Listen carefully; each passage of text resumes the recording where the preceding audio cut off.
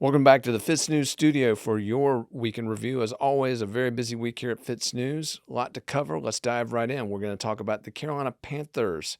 The NFL's deal with the state of South Carolina is kaput, people. It's donezo. We're going to detail how that happened and what's next. We're going to talk about the latest in the Bowen Turner saga, a story which has captivated national attention, national outrage, really. It's generated a ton of interest and attention.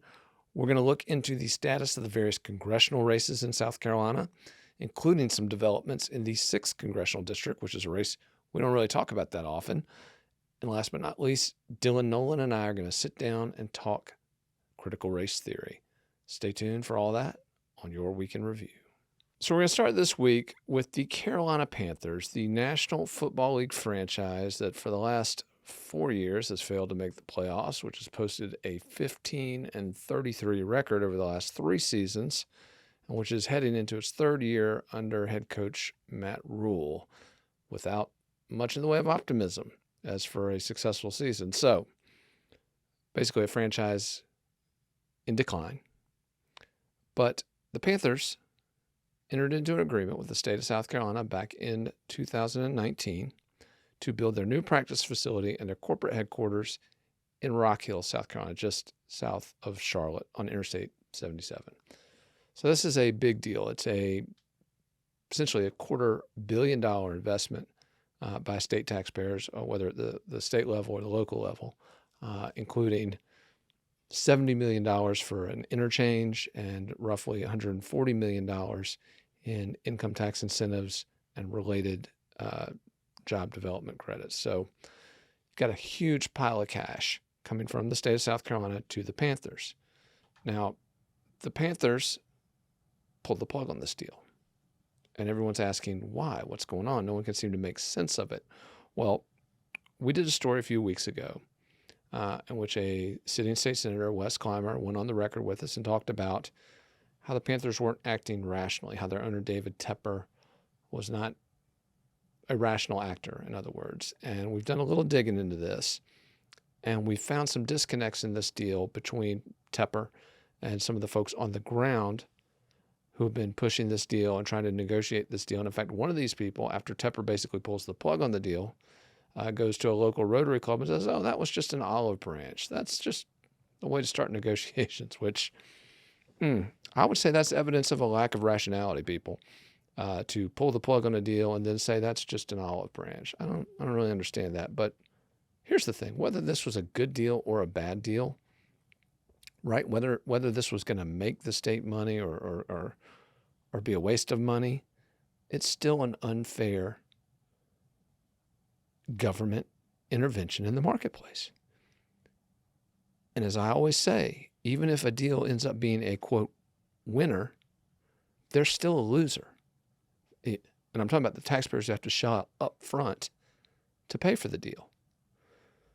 I've said all along that these sorts of agreements, these crony-capitalist, cozy deals between politicians and billionaires are no good. And in fact, in the arena of sports, particularly professional sports franchises, there is voluminous research which shows they are terrible deals, that the subsidy capture on such agreements literally limited to the top handful of team executives, players. Nobody else benefits from this, people. It's a handout to rich people coming out of your pocket. Again, those deals infuriate me because they erode, each one of them, at the ability of small businesses to compete, at the ability of individual taxpayers to keep more of what they earn. I think they're wrong. I also think politicians like to lie about them. And I mentioned this, we did a video on this earlier in the week, but I didn't get into the specifics. And on the Week in Review, we get to dig a little bit deeper on these things, a lot deeper. And I wanted to bring up some numbers related to this deal. 3 years ago, when Governor Henry McMaster was pushing this agreement, this is his signature economic deal, people. This is the one that he touted the Panthers are coming to South Carolina. Never mind that Panthers were never coming to South Carolina. They were going to move their practice facility here. Panthers are staying in Charlotte, people. They were never coming to South Carolina. But anyway, McMaster said that this deal was going to bring 5,700 jobs to South Carolina, 5,000 700 jobs. Well, to his credit, State Senator Dick Harpootlian commissioned a wonderfully brilliant, gifted economist, Rebecca Gunlaugson. He commissioned her to do a real economic assessment of this deal. You know how many jobs she found that this deal would create, people? 208. So on the one hand, you got Governor McMaster, 5,700 jobs. And Rebecca Gunlaugson did the actual research. And she's a former Commerce Department official, people. She knows all the tricks. She found that the actual number, 208. It's a big difference, isn't it? So I said earlier this week that the governor of South Carolina lied about the deal. Well, folks, he didn't just lie. He told a whopper. So there was an update this week in the saga of Bowen Turner, the Orangeburg, South Carolina teenager who was controversially granted probation after allegedly raping 3 different women over a period of just over a year back in 2018 and 2019. This case has garnered international attention, outrage, probably the better word for it. And there was some breaking news in that story this week, as we exclusively reported earlier.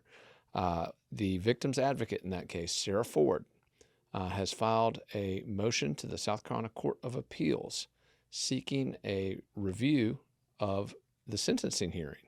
Now, it's not necessarily a challenge of the sentence, but Ford made some interesting arguments, noting that the victims in this case, and particularly the victim, Chloe Bess, regular members of our audience know Chloe very well. She's spoken on camera with us several different segments about what she experienced at the hands of Bowen Turner.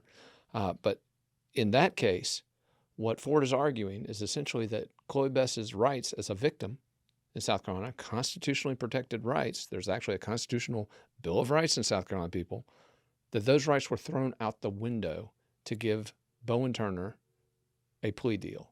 A very controversial plea deal, by the way, because again, he only got probation, doesn't even have to register as a sex offender. Literal slap on the wrist. So while we covered that news, you can read all about that on Fitz. You can read the filing. We've got the motion that was filed with the Court of Appeals there. While we covered that, our executive editor, Liz Farrell, did another great segment, diving a bit deeper into 2 of the main characters in this Bowen Turner saga. And I'm referring, of course, to Judge Markley Dennis, who was the judge who controversially approved this deal, and the solicitor in the Office of Second Circuit Solicitor Bill Weeks, who negotiated it. So I want to cut to that segment real quick. A very insightful conversation between our Liz Farrell and Dylan Nolan. Let's cut to that real quick. So Judge Markley Dennis gives, I would say, male defendants the benefit of the doubt. And he seems like a guy who really truly believes in rehabilitation, the idea that, I want to give somebody a chance to do the right thing and to improve their life. And that seems to be the trend when I look at, the cases that he was presiding over since 1994. And a couple of those cases, drew so much controversy, though. In 1995, there was a father who was accused of paying his 14-year-old daughter to have sex with her. And he had been having sex with her since she was 5 years old. And he was sentenced to 10 years, suspended to probation. And he was supposed to go get therapy in lieu of prison, basically. And what happened was, the newspaper wrote the story and readers read it and were outraged. So they started writing in letters and calling in and saying, this is an outrage. This is not, what our judges should be doing. And instead, this prosecutor, she wrote an op-ed in defense of the judge, which was interesting, basically saying that, you don't know what you're talking about out there. This is an appropriate sentence. I even think she said the victim did not want her father to go to prison, which, she's 14 years old, and certainly, loves her father, I'm sure, but that's not for a 14-year-old to decide. That's for a judge to decide. And he decided on therapy. And unfortunately, we don't know the outcome of that. But, obviously, it's a very shocking one. I want to thank Liz and Dylan for that excellent work. I got to ask, though, here's a question. What is it going to take? What is it going to take in this state for the politicians who appoint these judges to start taking this problem seriously. The Bowen Turner case, it's exposed a number of different elements that we've been writing about, that we've been talking about here at FITSNews for months, for years, in fact. I'm talking about the controversial way that South Carolina elects judges, which is through the legislature. Literally, the same lawyer-legislators that go before these judges decide who gets to fill their seats, right? Right. And we expect that system to be fair. We expect that system to work in the interest of justice. Of course, it doesn't work in the interest of justice, people. It works in the interest of the powerful lawyer-legislators who pick the judges. So again, we've talked about reforming that process. We've talked about reforming bond so that violent criminals, people who are accused, again, repeat offenders, are not just turned back out on the street with absolutely no consequence. We've talked about sentencing reform so that mandatory minimum actually means a mandatory minimum. I've even said we should go to the federal system where we don't have parole in South Carolina. Literally impose a sentence and enforce the sentence. I know, it's so complicated, right? Have a punishment, enforce the punishment. Too simple, right? But again, all of this leads me to something that I feel very passionately about, because it's something that happened very close to my house. In fact, my wife was shopping at the Columbiana Mall on Friday of last week. The very next day, less than 24 hours later, there was a shooting at that mall that left 15 people wounded, 9 of them by gunfire, and resulted in a suspect in that shooting being granted bond. Now, the suspect was never released from jail because he faced 10 additional charges shortly thereafter. But this guy was literally granted bond. Again, I don't know why we call it a justice system in South Carolina, because that's not justice. That's not justice. When somebody is accused of being an active participant in a mass shooting event and they're granted bond the next day, something is wrong with that system. And I'm very glad that for the first time, that failure, that chronic system failure that we've been writing about, that we've been talking about again for months and for years, was finally picked up by the national media. Finally focused on, and South Carolina politicians are finally, at long last, starting to pay attention to that. And I think that's incredibly important. Now, one of the things that we're going to continue to do, we're going to continue to call out the judges who grant these bonds. We're going to continue to call out the politicians who vote for them by showing you their votes. And last but not least, we're going to encourage you not to give your vote to any politician who supports a judge that's going to make decisions like this, which, again, trample on the rights of victims and materially erode public safety. And as we go back to Bowen Turner, I want to bring it back to that, because that's the case that, again, drew international attention to this problem. We've been working very hard over the last few weeks, working on a mini documentary related to that. And so I want everybody to be on the lookout for that. It's probably coming next week. Certainly by the week after that, we should have it done. But we've been talking to victims. We've been talking to victims advocates. And it's going to be an incredibly powerful segment. And once again, it's going to demand the very accountability that has been lacking in this state for far too long.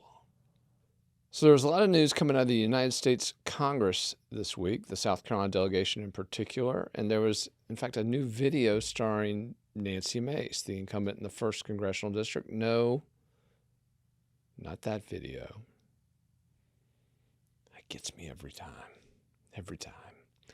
This is a different video, though. We're talking about video of Nancy Mace being heckled at a Southern Republican Women of Beaufort County event. Now, again, you start thinking about that. Let's think about this group here. Are we talking G-MILFs? I mean, Southern Republican Women of Beaufort County. They don't seem like the heckling type. Anyway, I do know a few people that were actually in attendance at that. And I just want to be clear, they fall squarely in the MILF category, not G-MILF. So just wait a minute. I don't know if clarifying that helps or hurts me. Never mind. Anyway, Mace was heckled by this crowd, and she was heckled over her answer to a question, or rather her non-answer to a question about Donald Trump. And specifically, did she believe that Donald Trump was responsible for the January 6, 2021 rioting at the U.S. Capitol building? And did she believe that he was, essentially an insurrectionist, not a patriot, as they like to call themselves, the MAGA crowd.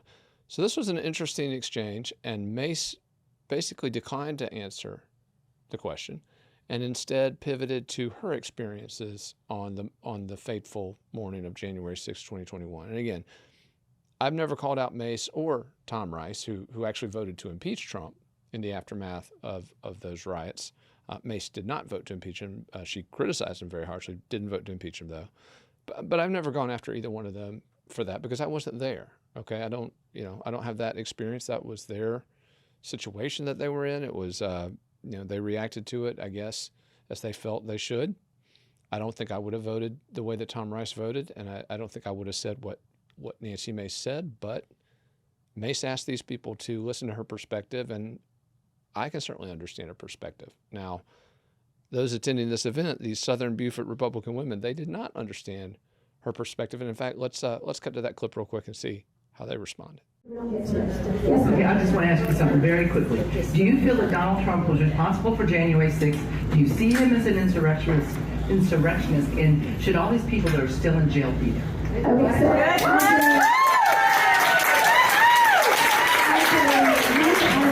Republican on the Civil Rights Committee, I told everybody, I don't care what you've been arrested for. If you have lacked due process, whether it's January 6th or another, call our office and we will assist you. There are members of Congress who are Democrats.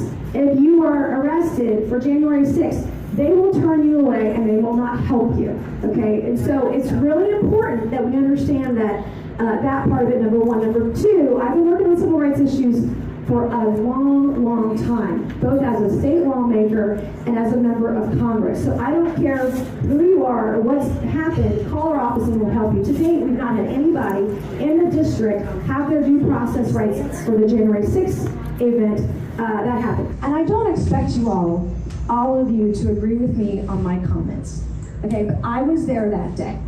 And I at least want you to understand my perspective as a single mom. I was stuck in a tunnel at one point because we were evacuated from our office. And I was with Dan Crenshaw, sitting next to a Navy SEAL, and there were two other members of Congress, about probably 50 to 100 of their staffers. We were evacuated from our offices. And Dan Crenshaw turns to me and he says, "This is really unsafe, this is dangerous." And then I read a police report 10 days later saying that some people that were up there knew that there were members of Congress in the tunnel downstairs and they were trying to find a way to get to us. And it was my daughter and my son who were calling me that day, "Mommy, am I ever going to see you again? Are you alive? Are you okay?" They're teenagers, they're on social media, they saw the videos, they saw the violence. And I have kids that I have to come back home to. I now carry a gun, a 6-hour P365 9mm everywhere I go because I get threats from the far left, all over the place. And so I don't expect you don't have to agree with me, but at least understand my perspective. Answer the question. Rude guys. She has 30 minutes. It's her time to use it any way she wants to. Thank you. Go ahead. Next question. Oh, she can't answer it.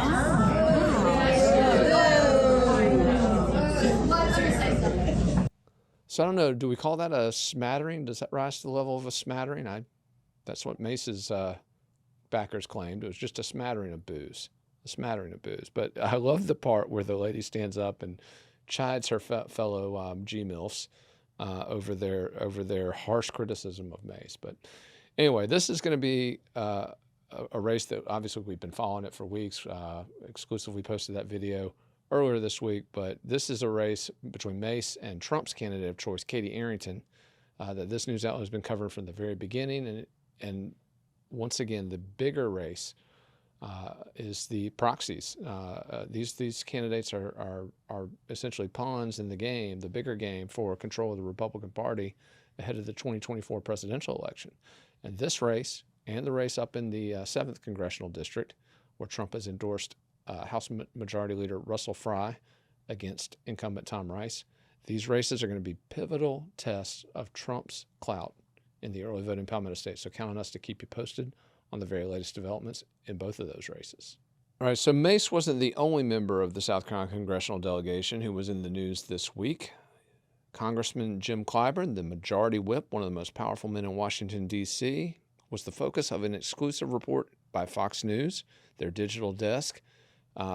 in which it was revealed that he'd given $200,000 of campaign cash, basically to members of his family, specifically to two of his daughters and their husbands. Now, one of the daughters, Jennifer Clyburn Reed, if you're a longtime member of our audience, you'll know that she is Clyburn's familial heir.